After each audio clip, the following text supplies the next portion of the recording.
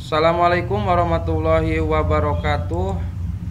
Pada kesempatan hari ini saya akan mencoba mereview tentang tugas yang diberikan pada modul PTK, yaitu tentang instrumen penelitian PTK. Instrumen-instrumen dalam kegiatan penelitian ini, yang pertama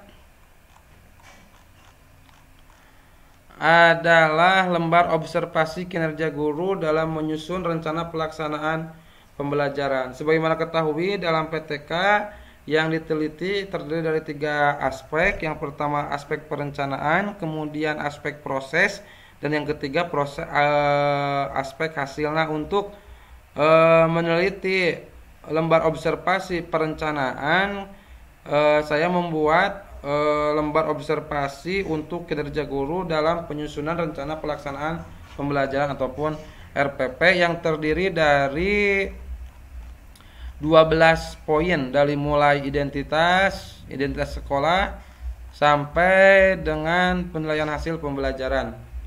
Kemudian yang kedua adalah lembar observasi guru dalam melaksanakan pembelajaran. Ini masuk ke tahapan proses.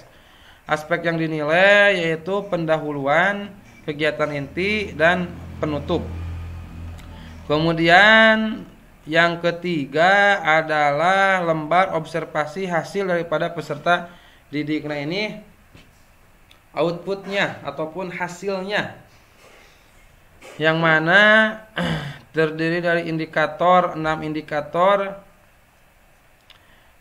dari mulai mengunduh bahan ajar, merumuskan pertanyaan, mengunggah hasil pekerjaan ke dalam Edmodo, memberikan tanggapan dan fitur polling, mengumpulkan tugas tepat pada waktunya, dan mengerjakan soal melalui Edmodo. Ini indikator-indikator penilaiannya. Kemudian yang keempat adalah pedoman observasi yang terkait dengan motivasi belajar peserta didik. Di sini ada 4 rubrik ataupun ada 4 indikator. Yang pertama, tingkat perhatian peserta didik dalam proses pembelajaran. Kemudian yang ditilai kedua yaitu tingkat kebutuhan peserta didik. Kemudian yang ketiga, tingkat perencanaan diri.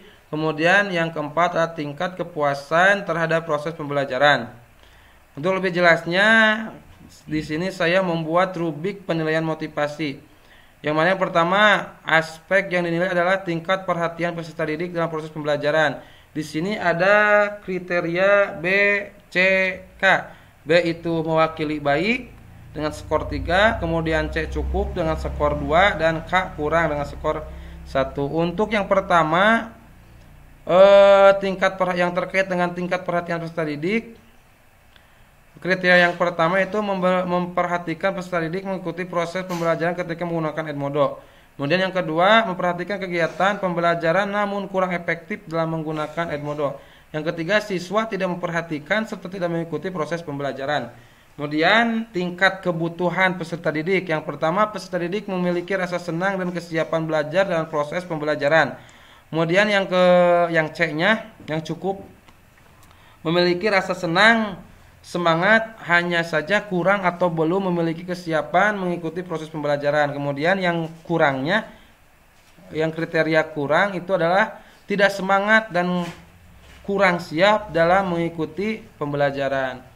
Kemudian tingkat percaya diri, untuk kriterianya memiliki keberanian untuk bertanya dan seterusnya. Untuk kriteria cukupnya itu memiliki keberanian bertanya dan menjawab namun masih melihat buku teks. Kemudian yang kurangnya sama sekali tidak bertanya dan tidak menjawab pertanyaan. Kemudian yang keempat, tingkat kepuasan terhadap proses pembelajaran.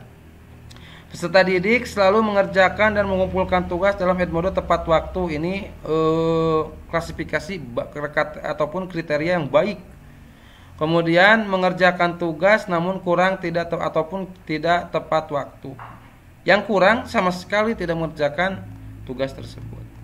Kemudian yang kelima, instrumen yang kelima adalah lembar penilaian respon siswa.